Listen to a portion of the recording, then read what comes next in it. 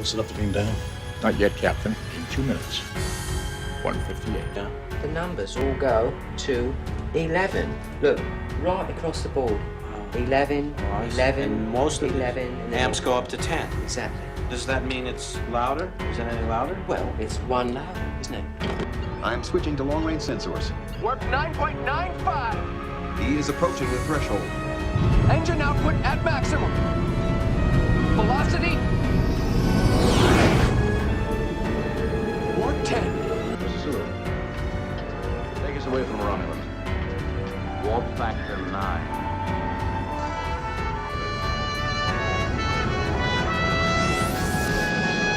I'm sorry I'm late. I was watching the first Enterprise on the holodeck. You know, Archer and those guys. What a story. Those guys had a long road getting from there to here. Right. Give me warp in the factor of 5, 6, 7, 8. Oh, jazz. I'm Captain Janeway. This is Lieutenant Tuva. We are aware of your designations. What's your designation? 7 of 9, tertiary adjunct of Unimatrix 01. But you may call me 7 of 9.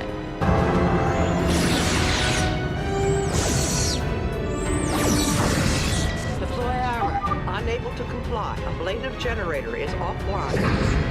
Evasive pattern beta 6. There are 5 lights. How many do you see now? There are 4 lights. Let me help. 100 years or so from now, I believe, a famous novelist will write a classic using that theme. He'll recommend those 3 words even over I love you. He's intelligent, but not experienced. His pattern indicates two-dimensional thinking. It is time. In every revolution, there's one man with a vision. Make you cry. Dude, it's like my favorite episode of Star Trek ever. This is not cool. It's not an episode, it's a movie. But No. The part that choked me up was from City on the Edge of Forever. Okay. Yeah. Asshole. And no, who's in the chat saying, no, Thomas, I was not late. In fact, I was actually early, you know. Oh, man. So what Danny's saying is he likes Murdering Women, the episode. No, man. You know what's funny is I ran into an old friend of mine this morning at Sun Auto.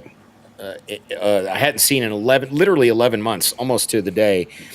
And she's like, "Hey, are you still doing your podcast?" And I was like, "Yeah." She's like, and I was like, "As a matter of fact, I have an episode tonight." She's like, "Are you still crying all the time?" I was like, "Wow, okay, that's a thing." So and then you made me cry. So thanks. How did I didn't make you? I did not think that was going to make you cry. It's okay. It's okay. It's not like I showed the look on Kirk's face when she was dead on the street in front of him. Oh man. See, now that time I made you cry. I'll take credit for that one. Oh man, that was okay. Hey everybody. Hey Ariel. So what happens at the end of Wrath of Khan? Fuck you. Really? Just everybody just want to make me. I actually had a really good day today, and you guys want to do this to me? Okay. You guys are cheering me up. So sadly, Mr. Know-It-All can't make it tonight. He had a little bit of a family emergency. And so hopefully everything's okay. He says he's not overly worried about the situation, but that he was just going to be occupied with that. So we're going to pray for him and his father. Hopefully everything works out. So. And I was going to say, it's his father-in-law, not his father. So. Oh, okay. It's father-in-law. But yeah, and however, in the meantime, a $4.99 super chat. Thank you, Alex. That's all right. I lost a bet. How are things going with that cute girl you're dating? The fuck? Really? Do you guys not watch the show? Did you know the Greek god of wine is also the god of theater? I didn't know that. But yeah, so... I'm not answering. You can take care of that one. They broke up, Alex. So... Thanks for that. Yeah. Yeah, she realized what a horrible mistake she was making. So You know. Really? That's wow. I was having such a good day until this. Wow. Okay. All right. Oh, you'll be all right. You'll realize in a couple hours that what I said was true. Oh wow. Okay. So yeah, and I don't think I agree, Thomas. I don't think Alex was here yesterday to hear the news because Danny likes to throw. You see, this is why you don't throw all your dirty laundry out on the internet. Look, I wear my heart on my sleeve. It's a character defect. I know. Okay. Yeah, it is definitely a defect. So yeah. So anyway, Prodigy. At least this was nice. In fact, stand by to photograph. Says Trip Tucker never died. He is alive, eating pan-fried catfish. Well, he's alive eating pan-fried catfish. Or almond what's his favorite dessert? It's pecan pie. Pecan pie. There we go. Yeah. Both pecan pie and pan-fried catfish, nasty. So, I like Trip Tucker, the character. I would never go out to eat with him, except for, we agreed that the steak that they had on Enterprise looked good. Ariel, I don't even know what you mean by that. But okay, I'm just. Anyway, Ariel's just jealous. You need to. It's okay. Creep. Jesus, creep, really? Well, you are in Vegas, Well, actually, that's not even funny because way too much. What, you've hired chicks? No, I dropped so much. Never mind. Yeah, you dropped so much money into hookers? No. Or the blow? Well, I know your mom's more into blow than you, but... Man, I am trying to be good. Yeah. All right. Try. I will try to lay off Danny for a little bit. But no, catfish is nasty. There's nothing redeeming about catfish. Heck, even the nickname catfish means to deceive someone. And, catfish... Well, I actually like catfish. It's neither cat nor fish. It's... well, never mind. I like it. It tastes like freaking dirt. That's... Oh, wow, creep. You are really... Yeah. Oops, we both did that at the same time. That's in Pahrump. I live in Vegas. It's a common misconception. Prostitution is actually not legal in Vegas. Right. It's just heavily practiced. Yeah. But the Bunny Ranch is still open in Pahrump. And how many times have you been there? I've actually never been there because it's obscenely expensive. I looked into it one time because I was like, you know what? As much as I drop on females, I might as well try the whole prostitution thing. And no, man, it's thousands of dollars. And that's, first of all, what am I going to go? Maybe 3 minutes, if that? Like, it's not worth it. Thousands of dollars for 3 minutes of entertainment followed by 3 hours of crying. Yeah, just not worth it. So, just not worth it. So, yeah. That's all really happy I did have a good day today, though. If you care, if you want to talk about something positive. No, nobody cares. Okay, all right. They don't want to hear positive things, dude. They want to hear how your life is an absolute. Jesus, what is with the chat, Darth Maul? No, oh my God. I'm just gonna leave. I'm just gonna leave. I'm just gonna leave. No, it's okay. Maybe we could get a GoFundMe going so that Danny can get a good prostitute instead of all the crappy ones. You know what?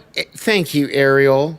I actually, until this show started, I was having a really good day. I was busy, but good. It was a really good day. Yeah. put out a couple quotes for my day job. Finished a website for my all you can eat crab cakes at the ranch. That's nasty. What? Oh, that's oh God. Jeez Louise, guys. So no comments as to my incredibly ingenious countdown. No, actually, really, didn't you hear? Well, they couldn't hear me. Yeah, you but could I'm hear saying me. from the chat, nobody seems to care about the fact that I painstakingly put together a sequence of 11 clips counting down. Maybe they didn't realize it because it's hard to follow unless you're paying attention. So Star Trek Prodigy. So, Criticalist. You see this beautiful, sexy hat right here? You can get one of these at criticalist.com, I think, Yeah, or shop. Is it or it's criticalist.com? Yeah, click on the merch link. I am proud of this question, although you're proud yesterday, of the question. Yeah, well, yesterday was our first time nobody got the answer right. So, our trivia question. Yeah, we didn't have a prize yesterday. Sorry, losers. So today, what do you? So today's question. I'm gonna throw it out now.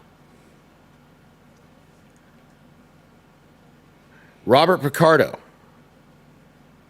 the actor who plays the Doctor, who is in season 2 of Prodigy. Are you trying to talk like Shatner, or are you just not thinking straight? No, I kind of was, but anyway. So, gosh, man, this is going to be one of those shows. Yeah. Wow, Darth Maul, how? I didn't even ask the damn question yet. And Darth Maul got the answer. Okay, so I got to come up with a new question. That doesn't count. That doesn't count. No, I think Darth Maul should get the prize. Oh, that doesn't. How did he know? That doesn't count. How did he know? Absolutely counts. Wow. Mercer got it. Yeah. Wow. Okay. No. Okay. Give me. I think Darth Maul wins. Wow. And you know what? There's still a missing prize pack out there for that guy that Spock was talking to. Oh my God. Yeah, Thomas, he used the Force. Yeah. So seriously, Darth Maul, how did you know? That was crazy. And he's saying, no, do it again. But no, before I go, how did you know? That's where I was going. That's nuts. I was so... He used the thread. I always assumed you were a male. I'm sorry, Darth Maul. Oh, wait, his mom.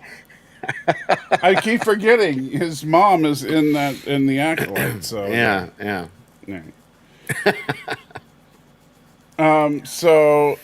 Yuckster, please, no spoilers about things to come because we've only watched the first. We've only watched the first 4 episodes. Yeah.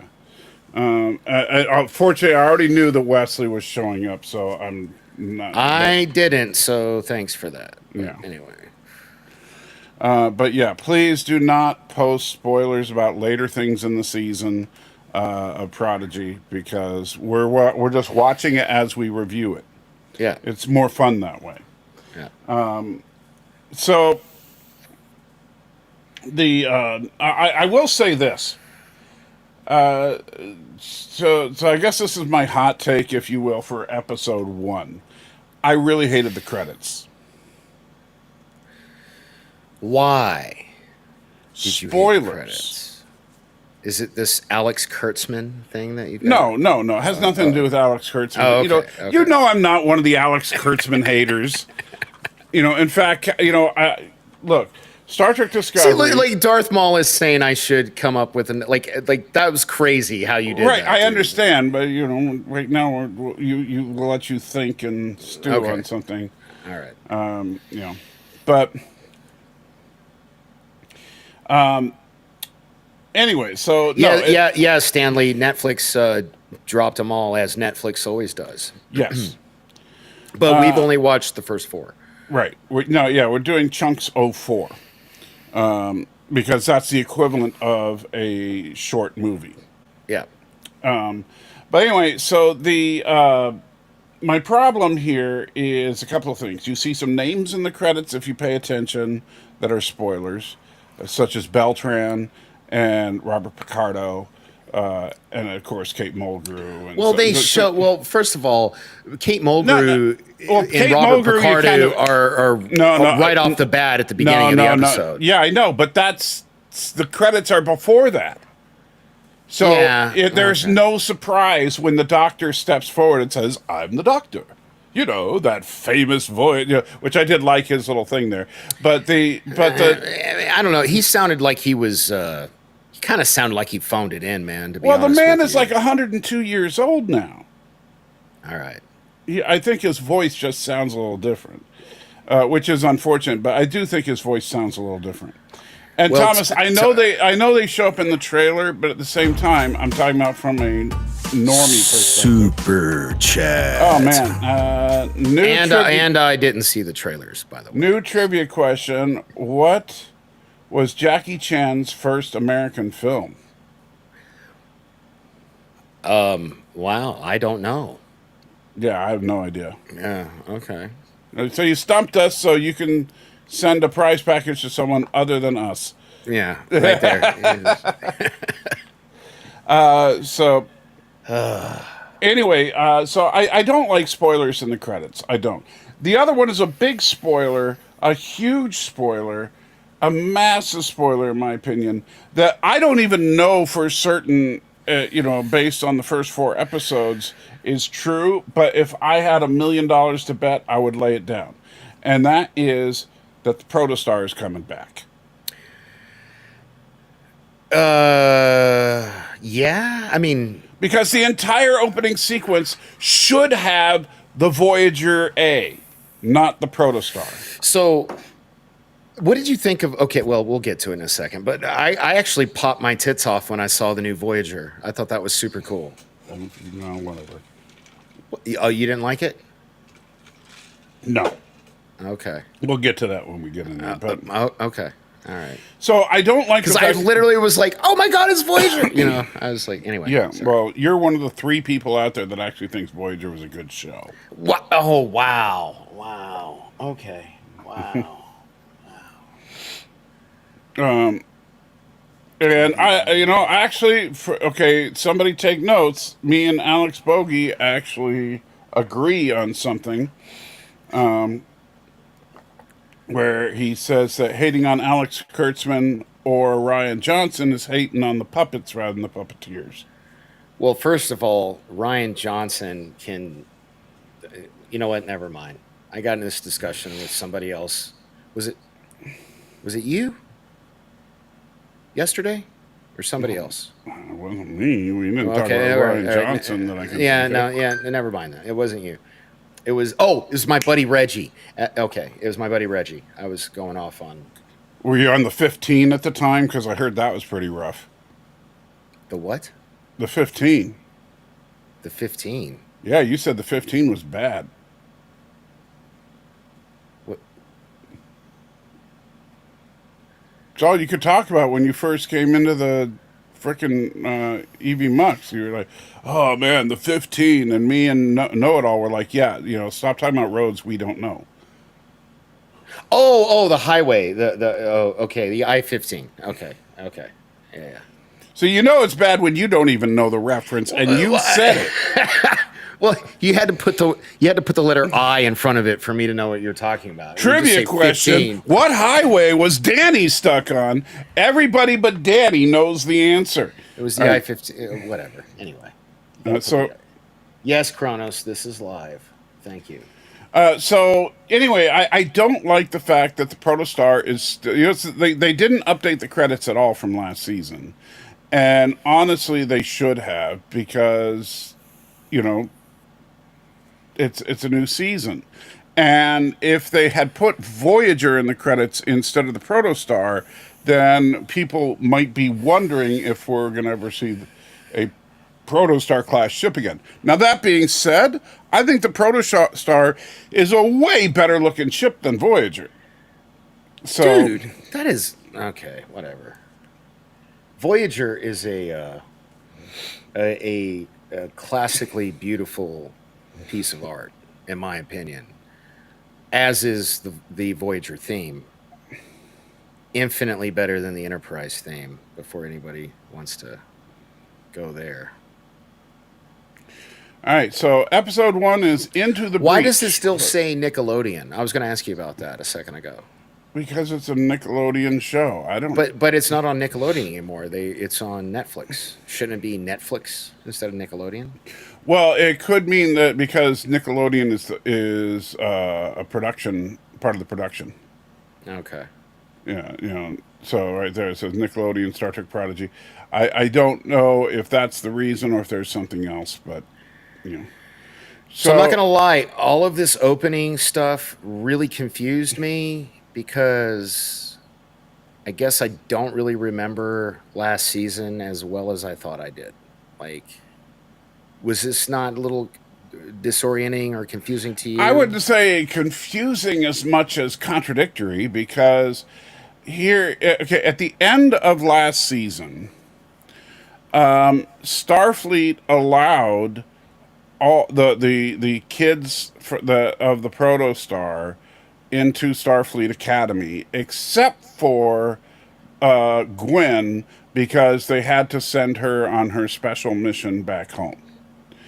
And so, but now they're not in the Academy. They're Academy hopefuls going on missions while saying this will be good for your application to the Academy.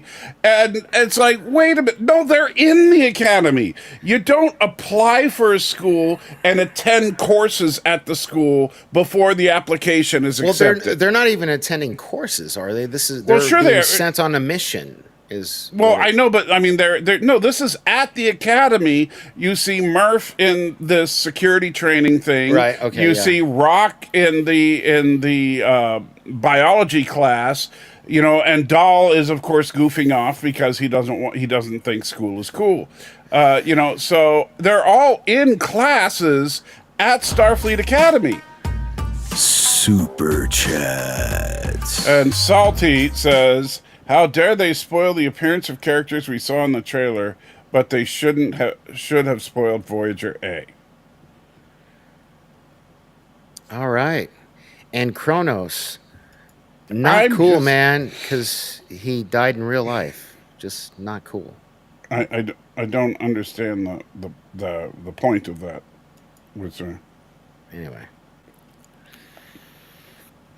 So it doesn't make any sense to me that now they are Academy applicants, basically, rather than, because they're all in this opening montage, they are all in various courses at the Academy, receiving official Starfleet communications. And I swear everything holy, if I hear that character say his own name Jankum anymore, I'm going to throw my... Yeah, that's really annoying. Right? Yeah. Jankum knows that this is awesome. Yeah. And the funny thing is, Jankum is an old urban legend expression for a type of drug that was, like, so disgusting that you wouldn't... Yeah.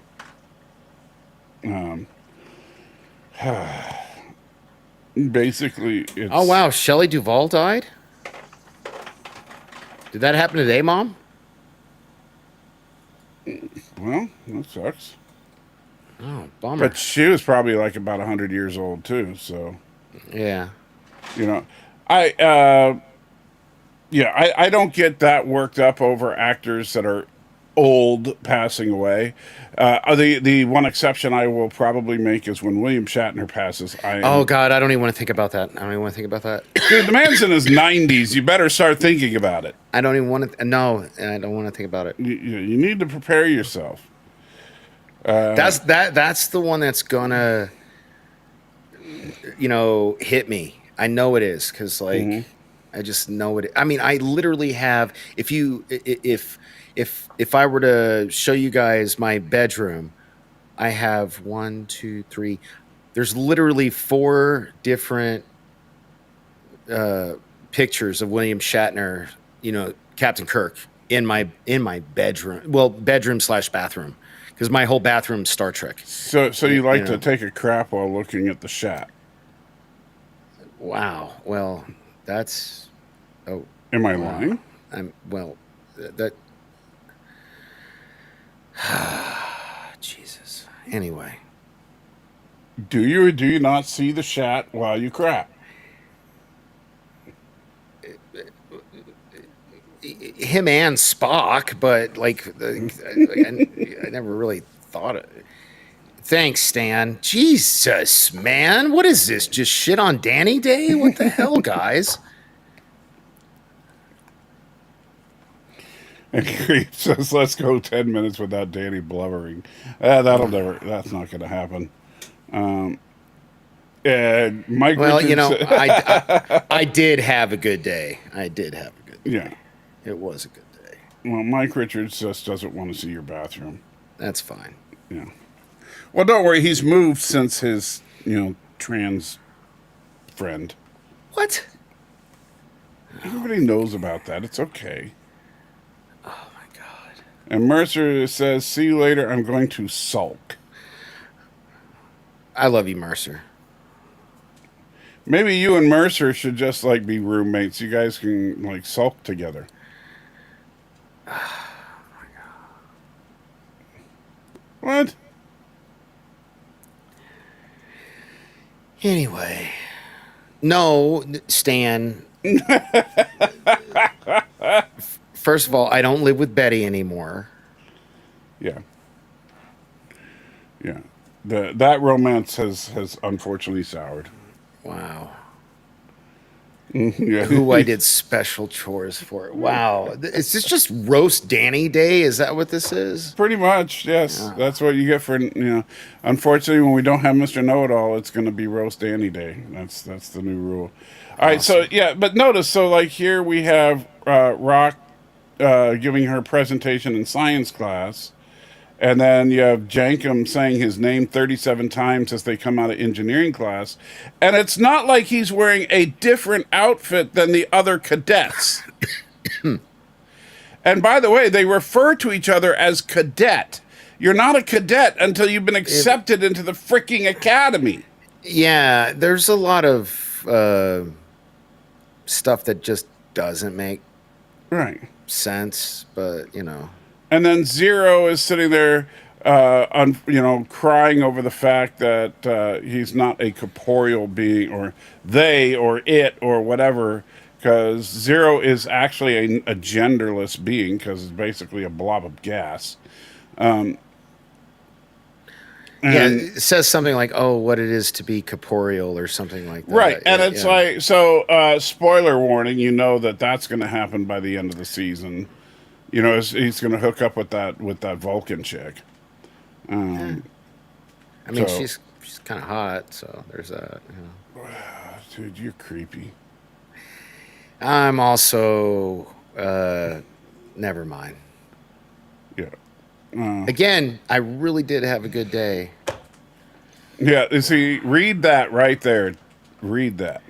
Maybe if you didn't share everything, we wouldn't have anything to roast you with. Fair enough. No, you're right. Absolutely right. Again, literally ran into a friend I hadn't seen in 11 months, asked me if I was still crying on my podcast. So, yeah. Mm-hmm. Yeah.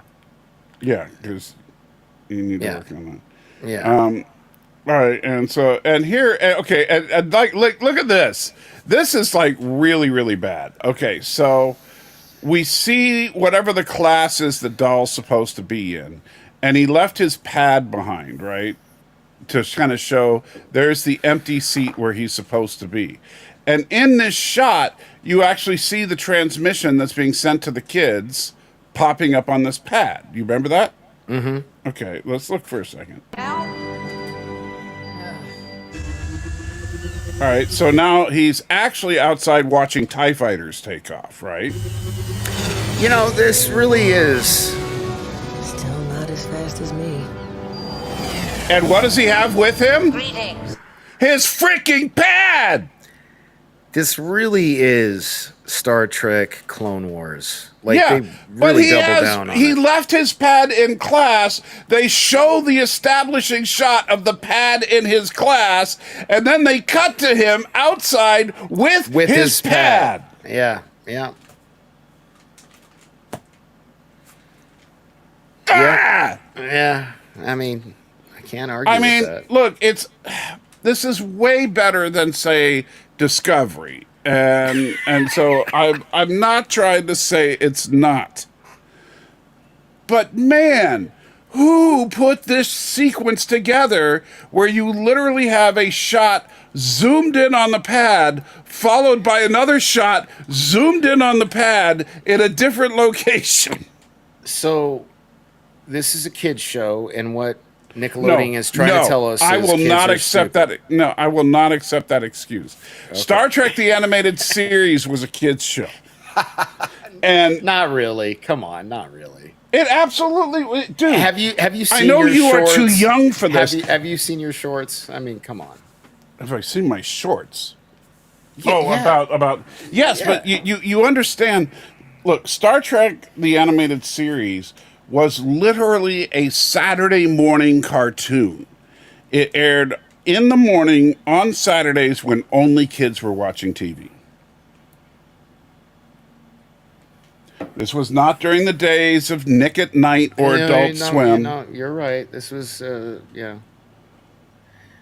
It was on. Yes, Stan. I get it. You don't have to put it in all caps. Saturday morning. It was. Yeah. It was a kids show, and it was and despite the crappy animation, it was a very well written kids show. This is a kids show that they just figured, oh, we don't have to worry about things like continuity because it's a kids show, and that's the wrong attitude. Who's the showrunner for this? Do you know? I don't. I don't know. But this shot really pissed me off because this shows me that, okay, they don't give a crap about continuity. Yeah. They're probably just assuming, anytime that we nitpick anything like this or anything else that I'm going to nitpick about, oh, so now it's canon that X happens in Starfleet or whatever, the answer is going to be, well, it's a kid's show. Kind of like the whole Starfleet Academy hopefuls thing. Well, it's a kid's show. So that means you want to teach kids to be idiots? Well, I mean, they kind of are, but, whatever. Really? I mean, I'm sure you were when you were a kid. But, that's you.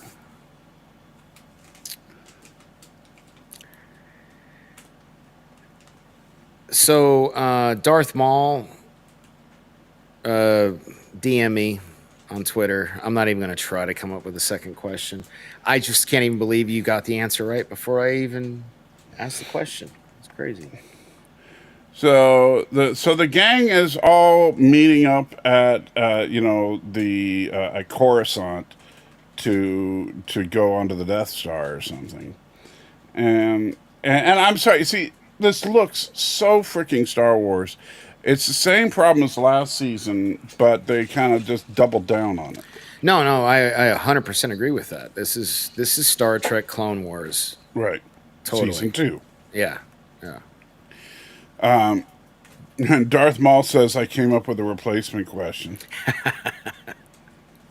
And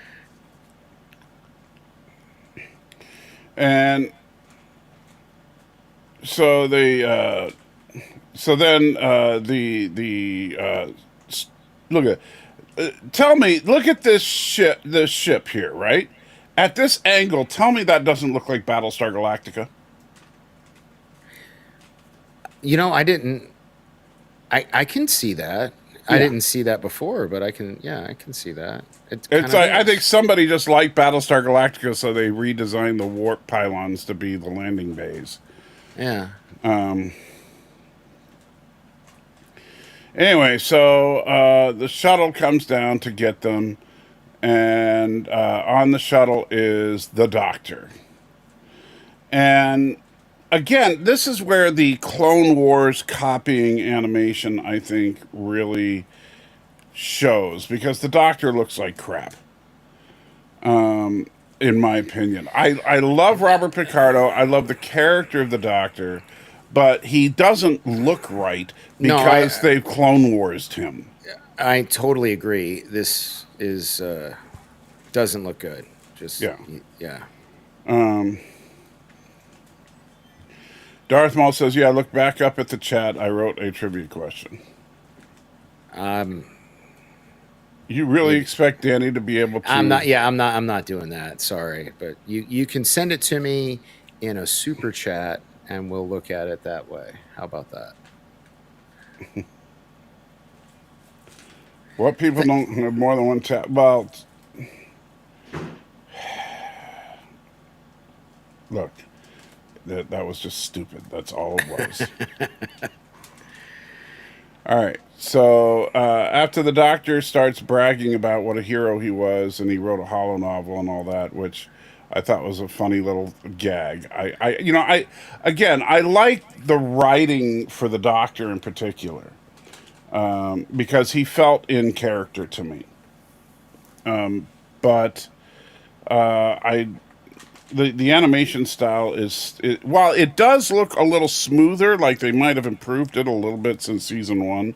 Maybe it's just because I haven't watched it in a while, but it still looks like, at best, a Star Trek video game.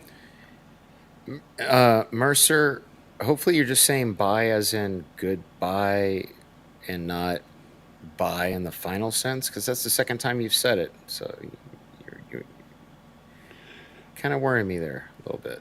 But later on, man, have a good night. And so the Doctor explains that they're going on Voyager to check out the wormhole that these kids created. They're like, Dahl is not all jazzed about the mission because he thinks that it's boring. Everybody else is like, ooh, what a cool opportunity. And then we get to see the Battlestar Voyager.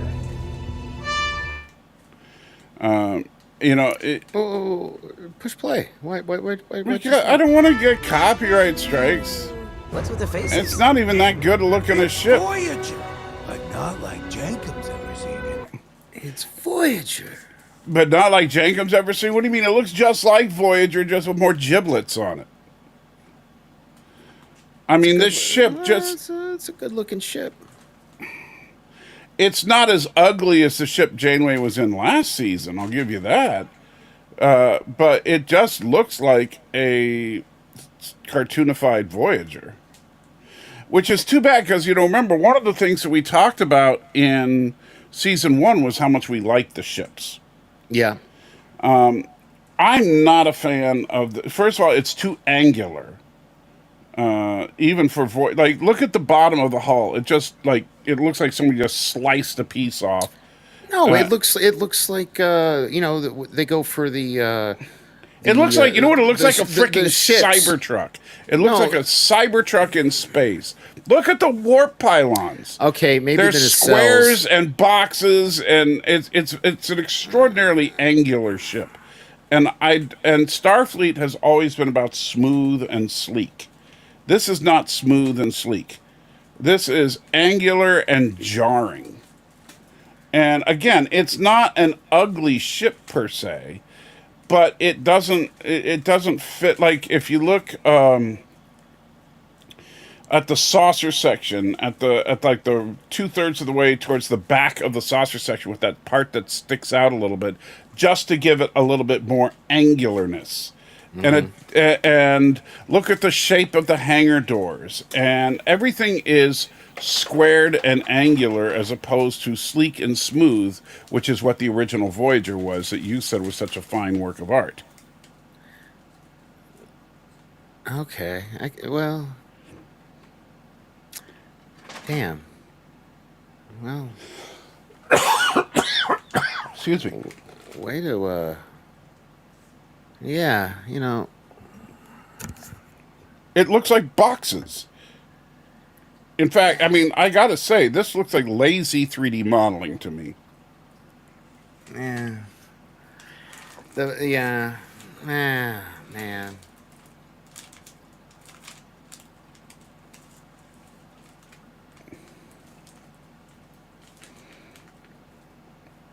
And I probably think it doesn't have not- nothing so. So. No. It's And Darth Maul, I wouldn't even say that because the Sovereign class was also sleek and smooth. This is not. And I actually like the Intrepid class better than the Sovereign class as far as design. But the and I like the Nova class better than the Intrepid class. The Nova class is my favorite next generation era ship. That's a good question, Stan. Is this supposed to be a refit? No, because they actually give the class name, and it's not an Intrepid. Okay. So this is some new class of ship. This is a whole new ship. Okay. Yeah. And they also say that the original Voyager is a floating museum. Wow, Daniel, that's blasphemy. Come on now. Come on. Well, I mean, if by ugly you mean beautiful.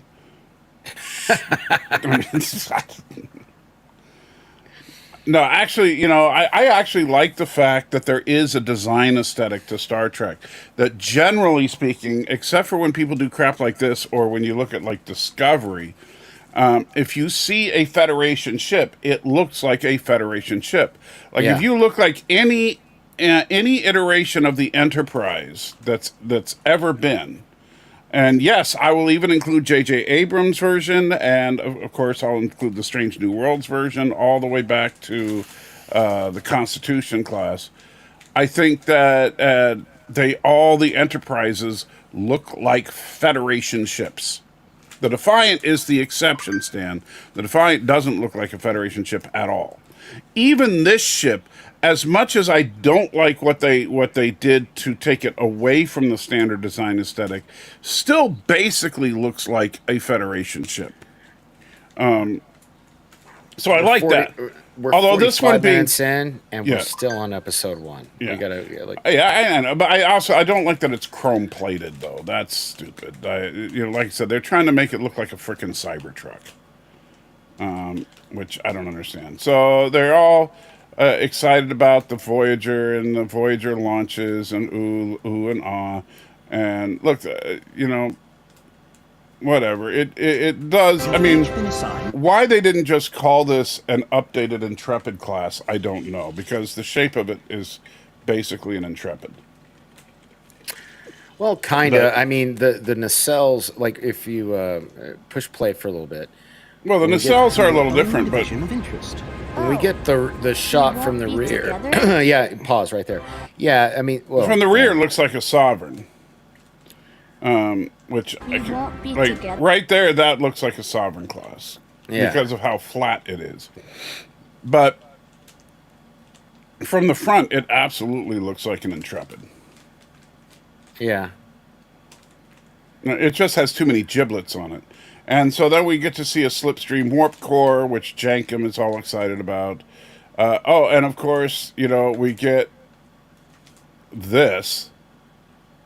Which I was like, are we going to get the roller coasters in this one, like we had in Discovery? And then, they go to the and there's like some ungodly number of holodecks. I can't remember. The doctor said something like 17 holodecks or something, which is just stupid. I mean, what's this like? Just a ship where the crew does nothing but like porn. But you see, look at that. There's too many angles on this ship. There's too many things sticking out of it. Yeah, and it does look weird. The saucer. Right. It would look better if they just stuck with the standard Starfleet aesthetic. And I understand everybody wants, I want to make it my own. No, this is part of a franchise. You don't get to redefine the franchise with every iteration. If you do, then you don't have a franchise. Yeah. Those nacelles really do look like the Enterprise E. Yeah. You know.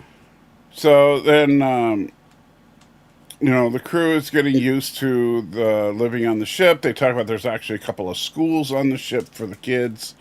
Dal talks to Gwen, who's on her mission to go see her people. The doctor, they kind of off screen, yes, but they talk about this Boolean birth in semi weird ways.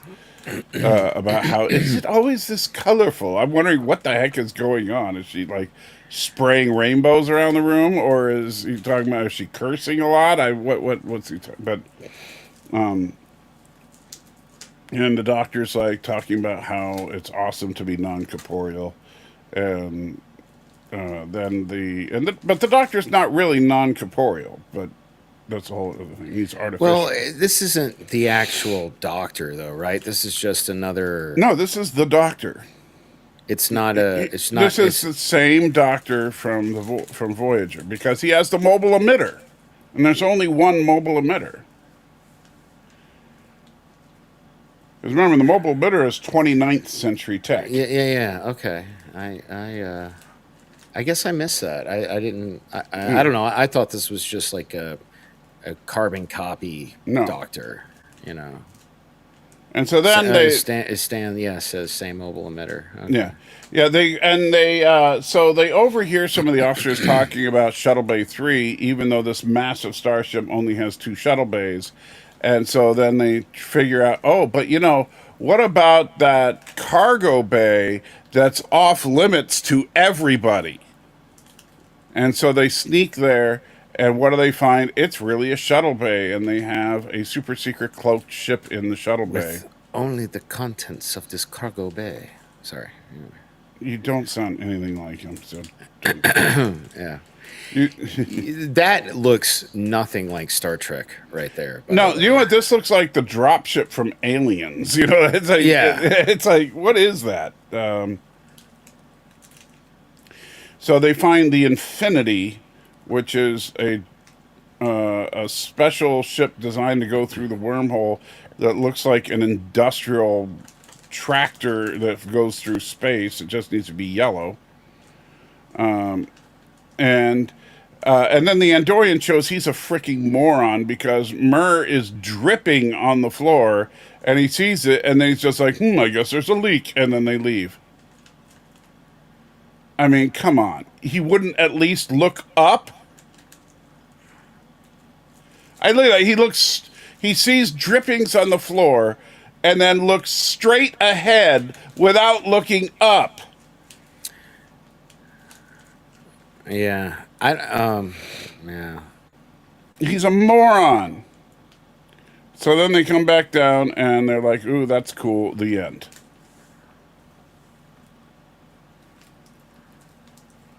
So what'd you think? Well, thankfully, Netflix drops the entire season at once. If this was a weekly show that came out weekly, my metric's always been like, does this make me want to see the next episode? Mm-hmm. Not really. No. Yeah. So, episode 2 picks up with Gwen preparing for first contact with her own people to let them know that the Federation are actually a bunch of nice people. They're not jerks like everybody thinks. And so she goes down, says, take me to your leader. For some reason, the leadership there wear helmets to hide their eyes so that they're walking. They should show them like walking into walls and bumping heads. Very. This looks right out of Star Wars right here. It looks more like Marvel, like Hela. You know what I mean? It kind of reminds me. No, I'm getting Queen Amidala vibes from these guys. Okay. Oh. Yeah, okay. The dress just needs to be red. Yeah, I can see that. So, I mean, come on. This is Star Trek Clone Wars. So, yeah. So she's telling them how great the Federation is, but then it turns out, dun dun dun, the girl from last season has beat her there, and because apparently her people are morons, they can't tell that she's evil. I mean, look at her. I mean, she's even got the scar, man. Come on. She's got the scar. She's talking like, yes, we need to crush them. And they're like, yeah, that sounds reasonable. Meanwhile, the girl that's like, we should have peace. They're like, oh, she wants to kill us all. Yeah, I mean, yeah. Dumb. That's what this show is. Which is a bummer, because I remember us really enjoying season 1. Well, we enjoyed season 1 once they actually got to the Federation. That's when it got good. And so who knows? Maybe when we get past the halfway point and Wesley Crusher shows up, things will get better. I don't know about that. But. Hey, stranger things have happened. I can't think of one, but I'm sure. Right. See, and there's Gibblety Voyager again. It was all lit up like something from Tron. Yeah. Right there. So they get to the wormhole and they're trying to figure out what to do with their secret mission. And look, I'm not trying to be that guy, but we've all seen what's the actress that plays Janeway? Kate Mulgrew. I mean, they're being a little too nice. I mean, shouldn't Janeway be a little fatter? I'm just saying. I mean, why? It's Kate Mulgrew. Just because she's fat doesn't mean Janeway is. But it kind of does. No, it just Kate Mulgrew hasn't had a lifelong career in the military. All right. And Creep says it gets worse after Wesley dies. Well, if we're lucky, he actually dies. If Wesley dies, the series gets a 10 out of 10. Yeah. Automatically. I mean, yeah. But please, wow, that again, really does look like Enterprise E right there. Look at that. But again, I don't know if if that was a joke or a spoiler. We don't want spoilers, but Anyway, Donnie, my mom is getting on my case. She apparently this season's good. We've only watched the first 4 episodes. Wow, Mom, stop hating on Wesley. Well, okay. You know what? Look, let me. I usually argue that you should never confuse the actor and the character. But here's the problem. This is where the big crossover happens. Wesley Crusher on TNG was an annoying piece of crap. And Will Wheaton is a complete D-hole. When he went on Facebook and started posting about how much he wants Donald Trump to die, I was done with him. Dude, I can't stand. I hate, so what's it called? The Ready Room? That show he does? Yeah. He is so full of himself. It is so, he's so insufferable. Yeah, I can't stand him. And so in this particular case, I don't like Wesley and I don't like Will Wheaton. However, it's not like I don't hate Wesley because I hate Will Wheaton. And I don't hate Will Wheaton because I hate Wesley. I hate them both independently. Well, isn't Wesley supposed to be a traveler now anyway? Yeah, you don't remember he was in Picard. Yeah, but anyway. That show you love so much? Well, you're talking about season 2, which was garbage. But it's the same show, buddy. Yeah, all right. Season 3 was gold. Gold pressed crap. Whatever, man. I will die on that hill. Well, then you'll die because I love season 3. That hill is so a good. stinking, rotting carcass of what Star Trek season used to 3 be. is so good. It's what Star Wars should have been. We never got. What do you mean? It's what Star Wars? We never got our Han, Luke, and Leia scene. Yeah, but just because you got the and we got that's the same. That's like saying Star Trek Beyond is a great movie because there's some good scenes in it with McCoy and Spock. Yes, there are some good scenes with McCoy and Spock, but it's still a crap movie. You know, there are some good moments of nostalgia in Picard season 3, and there's member berries out the freaking wazoo throughout the show. That doesn't make the show good. All right, let's get back. The story is incredibly lame. And we spend 8 episodes of a 12-episode season or something like that on a villain who's ultimately disposable. And then it's like, surprise, it's the Borg again for the 3rd straight season.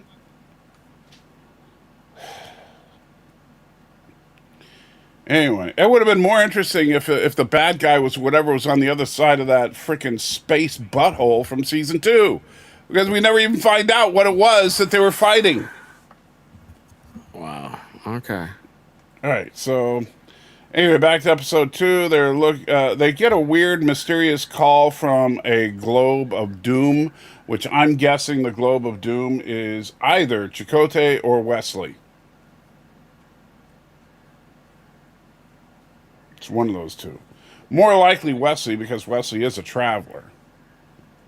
So it seems like that'd be something he could do. Whereas, thank you. Is that a? Oh, I thought that was a. Wow, I literally thought that was a rat for a second. That's too funny.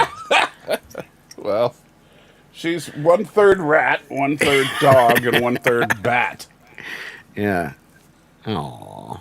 Yes, I know. I'm just jealous. I miss my doggy. She is a sweet little girl, but she also wants to have all the attention all the time.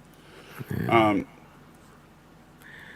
Remember that time Dexter died in my arms and I was really sad about it? I wasn't there, so no, I don't. Oh, okay. Hey, you got a super chat. And so thank you, Thomas. Says this season takes place in 2383. Voyager returns in 2378. Janeway is 5 years older. Voyager ended in 2001, so McGrew is 23 years old. Yeah. So Thomas is explaining the timeline to you. You got that? Cool. So this is only 5 years after Voyager. Okay. Although here's a problem that I have with okay, so wait a second. I need somebody do some Thomas. I get what he's saying. He's saying no. I got a question though for Thomas. What year does Star Trek Insurrection take place in? Ooh. And while that is not our trivia question, it is a good question. And let's see. We're going to do this. I wonder if there's any good movies out this weekend. Would you like me to recommend you some new movies? Ah! Oh my god, what was that? Hello, my name is Lit. I am your in-car information system. I can give you recommendations for any type of entertainment. Would you like to hear about the most popular movies in theaters today based on critic scores from Rotten Apples? Okay, yeah, I would, actually. The #1 movie in the country this weekend is about a homosexual chipmunk who learns how to play chess. This 4-hour epic displays 10 full chess matches in real time. No, absolutely not. That sounds literally horrendous. I can't even believe that's real. Okay, well, the second highest rated movie, with 98% on Rotten Apples, is about a poor starving girl living in the 1920s who finds refuge in a cannibalistic swinger commune, where they all learn the value of love while feasting on the flesh of the innocent. Who's rating these? These are ratings from the top film critics in the country. So, do we know who this chick is? Is this like Blaine's wife or something? No, I think it's just someone that they got to do that. Okay. I am so sick of this. Honestly, I'll just find my own movie. Okay, so you're gonna get. I wonder if there's any good it? movies out this weekend. I already did. Okay, there. All right, so I apologize, Tom. So it was actually for Star Trek Nemesis that I needed the date for. So yeah, and that's fun. And you just took the thunder from what I was telling you. So in Nemesis 2379, so this is supposedly 1 year after Voyager gets back. Janeway is an admiral and giving orders to Picard. However, in this show, which takes place 4 years later, she talks about how she had to promise Picard that she would get Voyager back in one piece this time. So, again, that doesn't make it doesn't make any sense because she is Picard's senior. Yeah, so I don't know. Sheer fucking hubris. Anyway. And so this goes back to, I know people are going to say, well, it's just a children's show. It's still Star Trek canon, people. They say this is canonical. And so if this show is canonical, then, for what, Janeway must have done something wrong. Maybe they finally realized that she violated the Temporal Prime Directive to get everybody home. I don't know. Yeah. But, are we coming up with a new question, or are we going to let Darth Maul get it? Dude, I suggested, nobody's answered my question from yesterday. That's true. What was your question again? Can you play that clip again? Man, you just it's such a good clip. All right, so add new layer, media file. All right. That your reaction has its basis in a physiological. You smell something. Sir, it's coming to the vent. Get out of here. I'll take this thing off. That your reaction has its basis in a physiological. You smell something. Sir, it's coming to the vent. Get out of here. I'll take this thing off. All right, so the question is the red shirt ensign that Spock throws out the door and is talking to in the scene. Who is that? That might be your best clip ever. Your reaction has its basis in a physiological.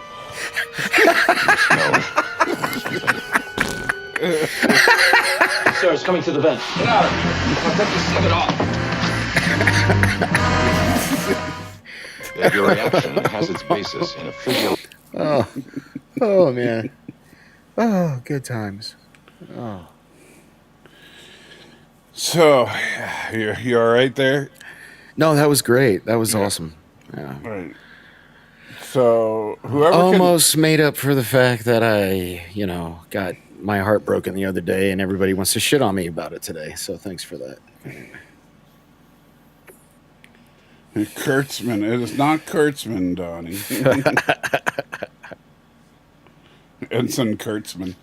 All right, so basically, Dahl lets Janeway know that he knows about Hangar 3, and so then Janeway's like, oh, crap, now, we're going to, and the doctor... Dude, go back to that. Tell me that's not some kind of weird Star Wars character. The dude with the triangle head a second ago.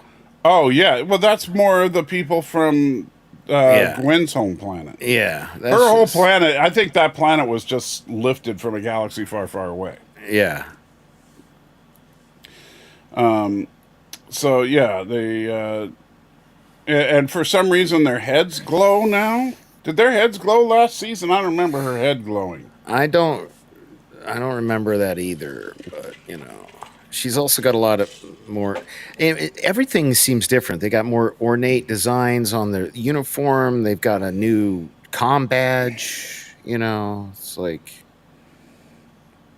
So then she goes and finds her dad, who looks very feminine. And then, I mean, look at...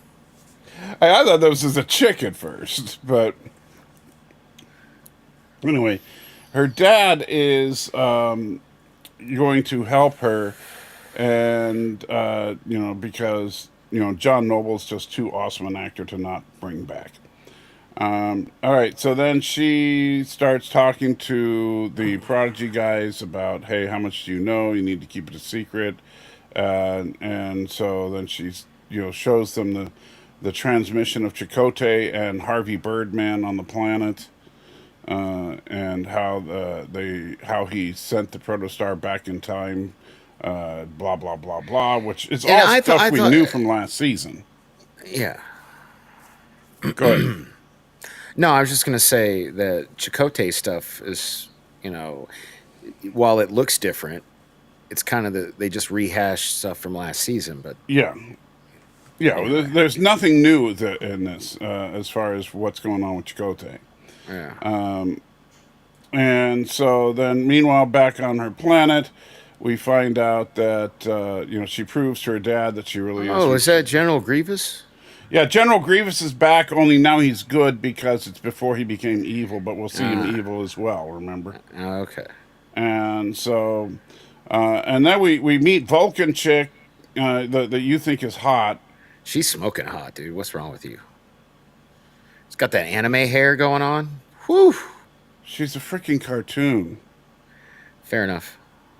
Yeah, I got problems. Yeah, you really do. Has anybody answered the trivia question yet? No. No. Wow. No. Bunch of idiots. Anyway, so, and by the way, she's part of Nova Squadron, of course. So they go back to the ship, and Nova Squadron and the gang show up, and they're like, having a tussle. By the way, I do like the fact that Baby Morn is basically a part of Nova Squadron. I just find that very entertaining for some reason.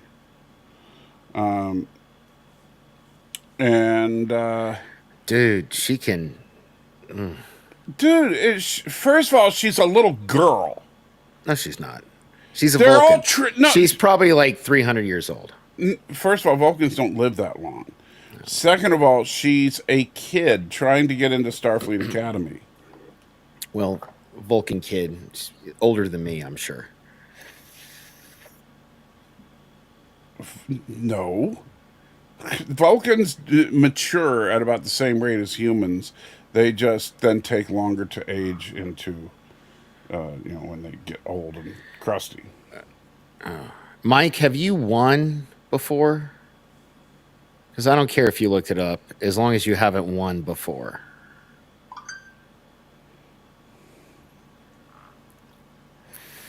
So then they go.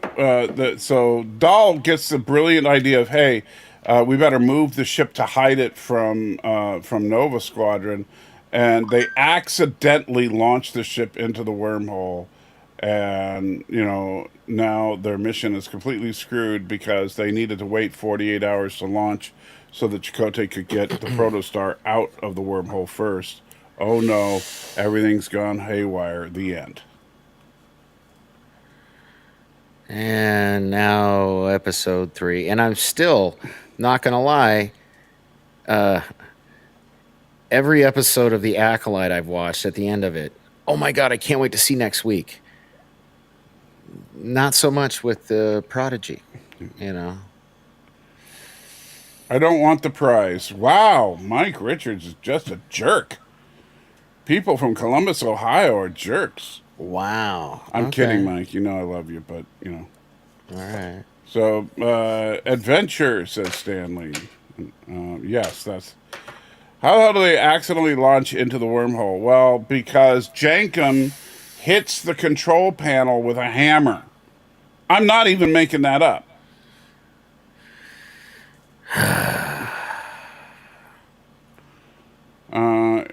Mr. Know-It-All loved this. Did he? I haven't watched his review yet. I haven't either. Well, I've been trying to avoid. I think he reviewed the entire season, though, not just a few episodes. And I know my mom loved she's watched all the episodes, and she's can't wait to talk to me about them all. Right, so but maybe it gets better. I don't know. But. Well, and remember, season 1 did get better towards the end of the season, so that is entirely possible. And it's too bad Mr. Know-It-All couldn't make it today, because then he could argue for why these episodes are awesome when clearly they're crap. Yeah, they're not. I mean, they're okay. Yeah, I was gonna say not crap, but no, they're I did not enjoy these first 4 episodes at all. No, I think they were okay. You know, like I get what they're setting up here. Okay, so the Vulcan chick accidentally goes along with them, by the way, so that they can start to establish that she and Mr. Washing Machine can have a weird love relationship. If there's a real live version of a chick in her 30s that looks like this, call me. She's a kid, dude. She's a child. Stop being a freaking pedo on my show, okay? I'm digging the hair. You're not only a pedo, you're a pedo for a cartoon girl. Not cool, man. Not cool. Am I lying? Yeah, you know. No, I'm not. This is a kid show about children on a starship. Pretty sure she's at least old enough to rent a car. You know. Which is older than my ex-girlfriend, by the way. So there's that.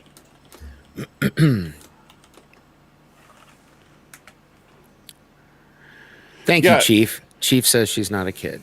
Thank you, Chief. Uh-huh. Sure she's not. Well, Doll is 17. Well, he's also a dick.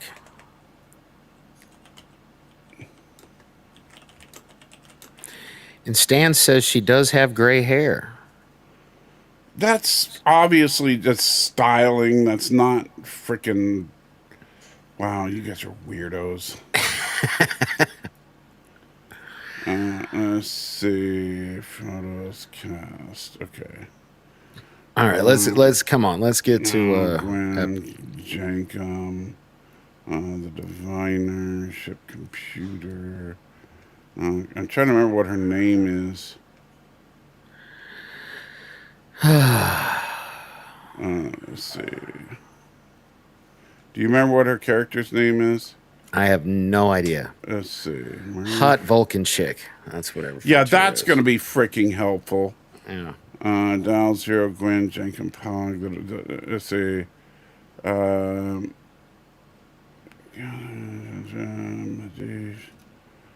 know. Michelle. That's what it was. Michelle. I remember because I thought, what a stupid name for a freaking Vulcan. But I don't see her listed here for some reason. I see frail woman. That's. Let's see. There's a character named Frail Woman. Yes. Let's see.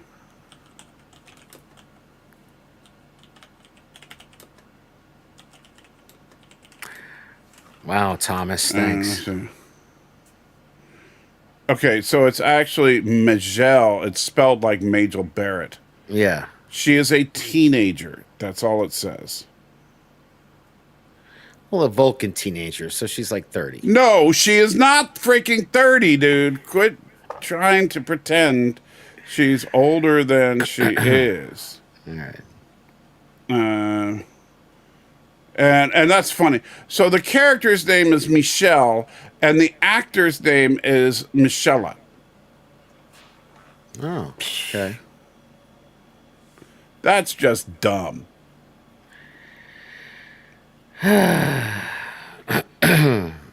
Anyway, so So Danny is pedoing out for... Oh, whatever. You know what? Forget it. I'm just... You said it.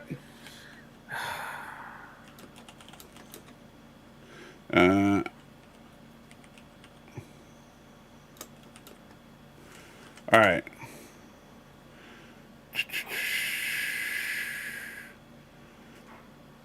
And trying to see. So her character is okay. Well, there's a spoiler, but that's not a major one. Let's see. She's okay. She's